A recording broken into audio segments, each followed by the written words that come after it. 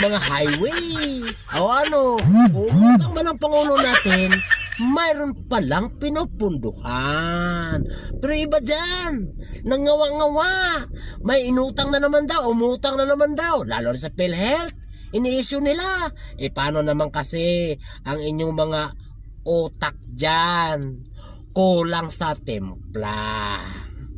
Diba? Kumakain kasi minsan-minsan ng vitamins na pagkain. Hindi lang puro tuyo. Kayo naman. Puro tuyo lang kasi walang vitamin. Diba? Malunggay, masustansya.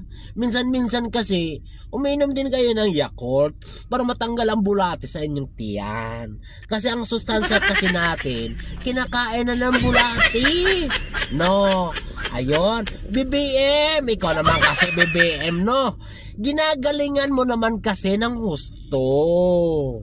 Ang pangarap natin na gumanda ang Pilipinas, ha? At mayroon tayong ipagyabang na magandang Pilipinas, magandang bansang Pilipinas.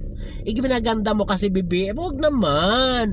Maraming umuusok ng tumbong diyan, di ba? Tulad ng nakaraang presidente. Weak na leader. Pagkus marami pang nagkandamatay, mahigit 30,000. Waraondag pinatupad. Dumami lalo ang droga. Pero teka, ang mga nangyayari sa mga droga, abay, nahuhuli na maraming nahuli ni BBM. Abay, nagagalit. Abay, tingnan mo naman mga DDS, sabi ninyo, ipinupuko niyo pa sa Pangulo natin. Nasabi may adik tayong mga Pangulo.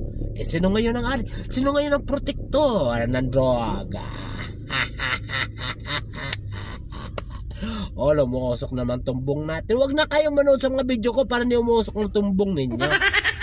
Magaling pala ang presidente namin.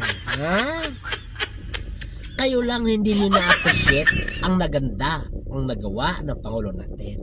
Kung nagkabaon-baon pala tayo sa utang, maroon pa lang tayong pinupunduhan, di ba? Huwag na kayong magalit.